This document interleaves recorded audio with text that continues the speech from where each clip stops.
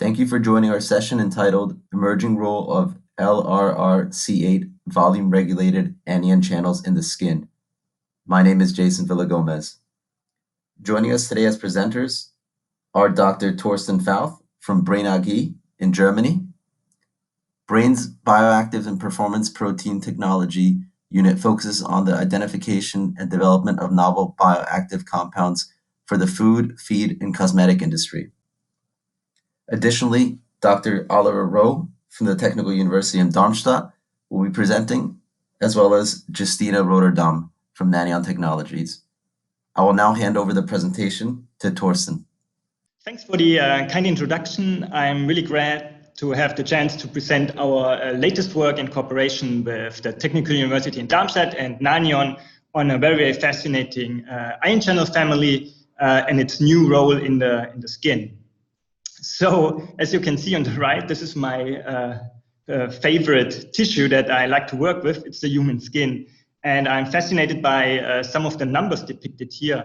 The skin is roughly 2 square meters in area, but it's only 100 micrometers thin. But this 100 micrometers thickness is enough to prevent us from the environment. So these 100 micrometers are forming the epidermis, and this epidermis is protecting us from environmental influences. But this is only possible since the skin cells are constantly renewing. And I enjoy a lot this number here. 30 to 40,000 cells are generated each minute in our skin. So this is quite a huge capacity of renewal that the skin can perform. So here you can see the basic structure or composition of the epidermis. On the basal part here in the stratum basale, we will find the keratinocyte stem cells. They give rise to transient amplifying cells, and then they perform several rounds of replication until they start to differentiate into all the epidermal layers, and finally forming the stratum corneum, the uppermost layer of our skin. So, as I said, there are several factors that are constantly challenging this barrier function of our skin. These are pathogens, temperature changes, UV radiation, mechanical but also osmotic stress. And the impact on our skin is quite tremendous. It can lead to barrier disruption. This causes then, of course, skin which is too dry or too humid. It has influence on inflammation processes, and it often affects also skin diseases such as atopic dermatitis or psoriasis, as shown here on the left side. So our aim at Brain is principally to understand how the skin regeneration works and how osmotic stress is counteracted by skin cells. So most cells are able to cope with osmotic stress, and this process is called cell volume regulation. So upon cell swelling, volume-regulated anion channels get activated. So here you can see a cell increased in size due to hypoosmotic conditions. Then the so-called volume-regulated anion channels get activated. They allow the efflux of chloride and other organic osmolytes into the extracellular space. And this leads then to the diffusion of water into the extracellular space, meaning that the initial cell volume is recovered again. So these VRACs are quite essential in cell volume regulation. And despite their importance, it took quite a long time until the molecular identity was discovered. And this was achieved in 2014 by 2 major impact publications in Cell and Science.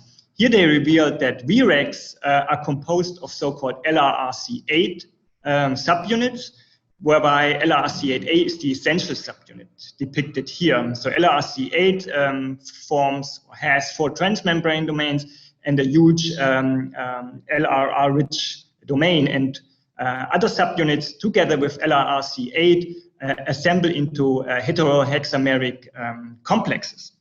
So we ask ourselves now at the very beginning of this project whether LRRC8 has any function in the skin, for example, during osmotic stress. So to address this question, we teamed up with Claudia Bürger in the University Hospital in Frankfurt. And we performed immunohistological sections of human skin biopsies and used an antibody against LRRC8A. And as you can see, LRRC8A is almost exclusively expressed in the basal layer of the epidermis. We also quantified the expression levels of the different subunits of this ion channel complex and compared it to conventional HEC293 free cells. We did that with a keratinocyte cell line called HaCal and also with primary keratinocytes, which actually did not differ a lot in ion channel composition. And what we found that this ion channel composition, that LRRC8A, B, C, and D are completely differently expressed related to total amount as well as to relative amounts compared to HEC293 cells. So we believe that there's a subunit specific composition of LRRC channels in every cell type. Now, of course, we would like to address the question whether this ion channel has any functional importance in the skin. So we used the CRISPR-Cas9 technology and created knockout cell lines, so cells that do not carry anymore the functional LRRC8A gene. So here you can see the LRRC8A genomic locus. We designed single guide RNAs allowing to create deletion in the gene fragment. We validated the cell line we created by PCR analysis showing the deletion on the genomic level, but also the absence of the protein by Western blot analysis. We also exactly determined by Sanger sequencing the genetic modifications that occurred after genome editing. So here we have a cell line now in hand, which is a great powerful tool to study the importance of this ion channel. And what we of course ask ourselves at the very beginning is, how is differentiation affected? So here we did differential transcriptomics. That means we compared wild-type cells versus knockout cells and compared all the genes which are differentially regulated. And as you can see, we found a lot of genes related to differentiation of keratinocytes being differentially expressed, so indicating a functional importance. However, one of the experiments we did to actually prove an important role of this ion channel in differentiation is shown here. We reconstituted epidermal equivalents from wild-type cells, but also from knockout cells, and performed immunological stainings using keratin 10 and involucrin. Usually, keratin 10 and involucrin are differentiation markers occurring at late stages during differentiation, and this is nicely shown here in wild-type cells. However, when we knocked out LRRC8A, you can see how the expression and localization of these differentiation marker changes. They occur much, much earlier during differentiation, and you might also recognize the increased cell volume in this epidermal equivalent. So here we have a first indication that LRRC8 might be responsible or might be a part of keratinocyte differentiation, maybe during early steps of differentiation. However, we of course wanted to know whether this is really also forming an ion channel. So we used an indirect measurement. We genetically modified our cell lines to express fluorescent sensor that allows us to measure indirectly the influx of iodide into the cell via VRACs, and compared, of course, the response in wild-type versus knockout cells. And this is what we've published quite recently in 2018. We could show that wild-type cells respond to hypotonic stress by iodide influx, which can also be quantified. But in absence of LRRC8A, we see that this iodide influx is almost not happening, which can also be quantified here. So this was the first indication that LRRC8 is also forming a functional VRAC in keratinocytes. However, what was lacking here, of course, is to prove it directly via electrophysiological patch clamping to see whether LRRC8A is indeed forming a functional RAC. And that's why we teamed up with the Technical University in Darmstadt and then also with Nanion Technologies to address these questions. And Olli will now take over and explain you our first results on electrophysiological measurements.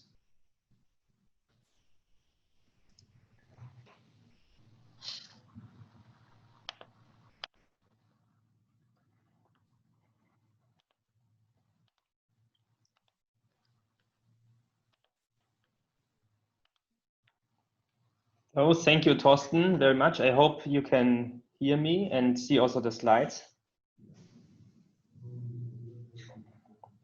So as Torsten already said, our part was to perform electrophysiological measurements by doing conventional patch clamp experiments. And before I start, or before I show you our results with the HaCal cells, I want just briefly to give an introduction about the electrical characteristics of VRAC. So VRAC currents are evoked by hypotonic stress. They show a mild outward rectification, as you can also see here on the left side, nicely in these traces. They have a characteristic low field strength ion permeability sequence, and another very characteristic feature of VRAC currents is the voltage dependent inactivation at positive voltages that you can see here at the upper traces on the left side.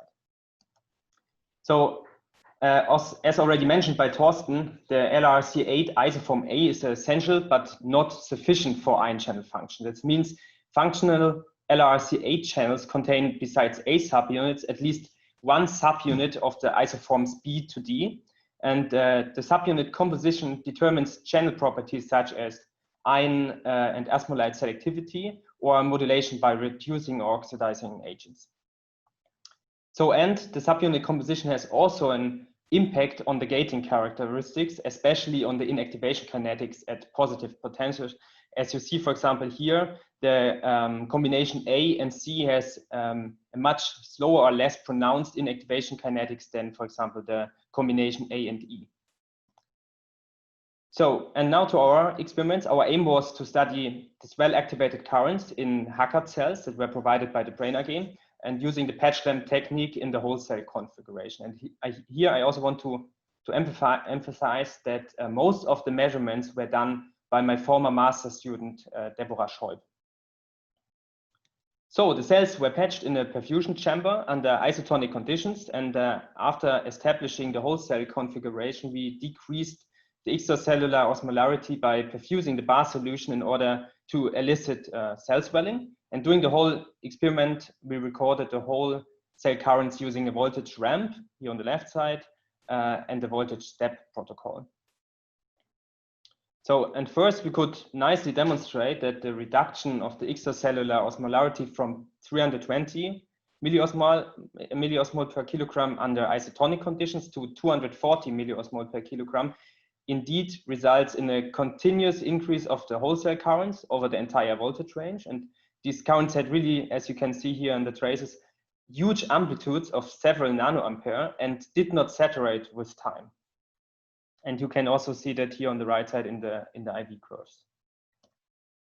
So the evoked currents, they showed the typical VRAC attributes. So most strikingly, a voltage-dependent inactivation at positive voltages.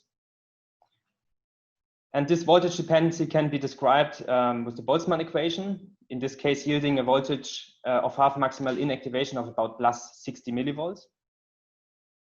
And also the currents show a mild outward rectification. This becomes particularly obvious in the RAM protocols.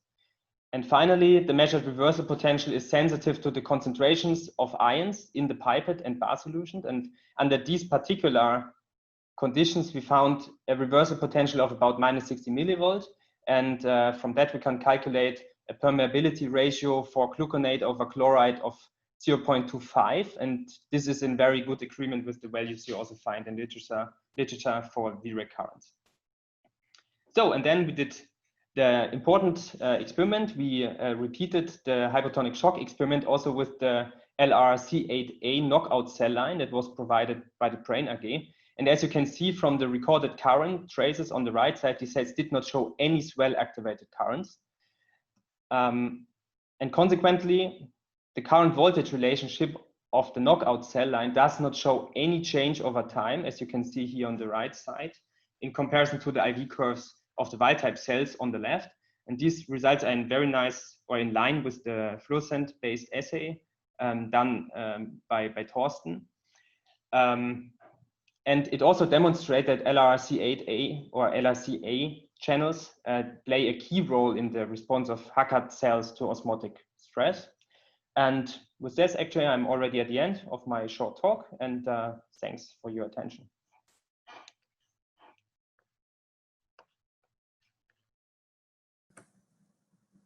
Thank you for the overview, Oliver. Let's take a look now at Giustina's presentation and some of the work that she's done on the synchro patch. Okay, so hello everyone, and yeah, welcome to the Virtual User Week.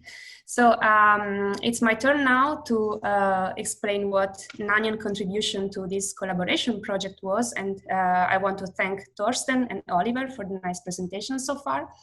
So Nanion contribution was to perform recordings of VRAC channels on automated patch clamp systems, and in particular on synchro patch 384i. So here you can see the robot itself, the synchro patch. It's a high performance automated patch clamp robot, a GigaSeal patch clamp robot. It can record up to 384 wells simultaneously, with the possibility of extension to 768 wells. And it can record up to 20,000 data points per day per module, and the module is shown in a little figure down here. And this allows to combine patch clamp and high throughput screening in one system. So it can work unattended for up to 6 hours, as far as we tested here, and it combines very high quality data with a low cost per data point.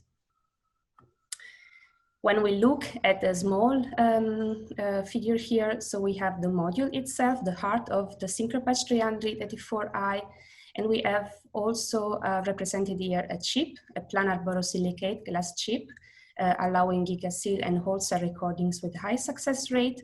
And importantly, the chip is a well-based chip, so it contains 384 wells, and each well, there's a small schematic down here.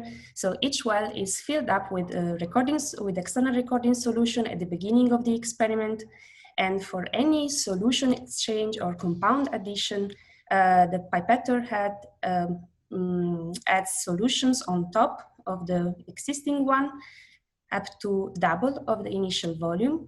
And then there's a remove phase, which removes the excess of solution and brings the volume to the original condition. So the recording conditions were already introduced by Oliver in his manual patch clamp session, but I'd like to emphasize that the conditions were kept basically the same, except for minor changes. So we detached the cells with the wild type and knockout cells with triple and gentle pipetting, and then we resuspended the cells in external recording solution. For the solution themselves, we used the suggestion from Oliver, and I would like to focus on the osmolarities here. So the hypotonic solution that we used at the starting point of 234 milliosmol per kilogram, and the isotonic solution at 320 milliosmol per kilogram. And we used VRAMP and V-square protocols with a holding potential of -40 millivolt. Let's go straight to the results part. So let's focus first on this first graph, on this graph on the left. So this shows a result of a ramp protocol in one example cell. And we can see with the black trace our control, which was recorded under isotonic condition. And in shades of blue, we can see the traces recorded under hypotonic conditions.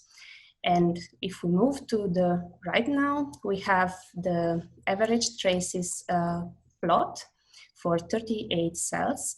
And each data point represented here corresponds to the highest, to the maximum current point extrapolated from this region between the green cursors at plus 100 millivolt. And we are, now we can now follow the time plot. So here is the straight line which was obtained in isotonic conditions with a wild type keratinocyte cell. And here is the starting point of the hypotonic solution addition. And of course, we have to keep in mind here that we are using a well-based system.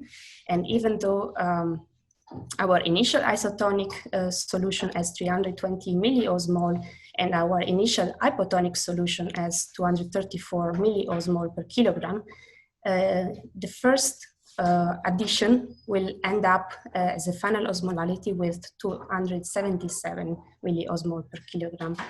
And then the second addition and the third addition will get closer and closer to the osmolality we would need for activating these currents.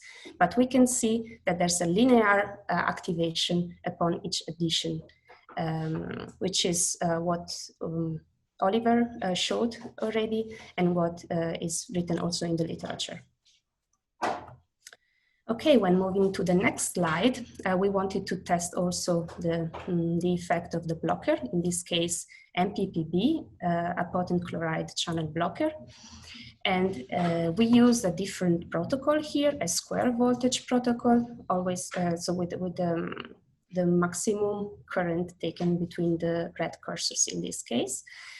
And we can focus again on the first part of the graph, the first graph. So we have here an example well with Rauh traces, and again in black, the control trace. In gray, this time the trace obtained under hypotonic condition.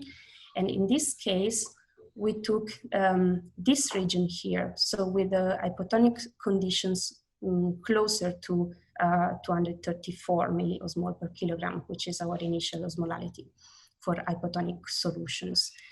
And in red here, in purple here, we have the effect of MPPB, our blocker, which is also very well explained here in the average traces.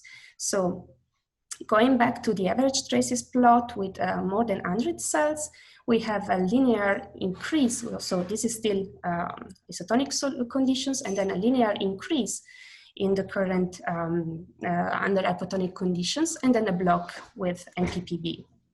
This in the wild type. When we compare the wild type with the LRRC8 knockout cell line, we see some differences.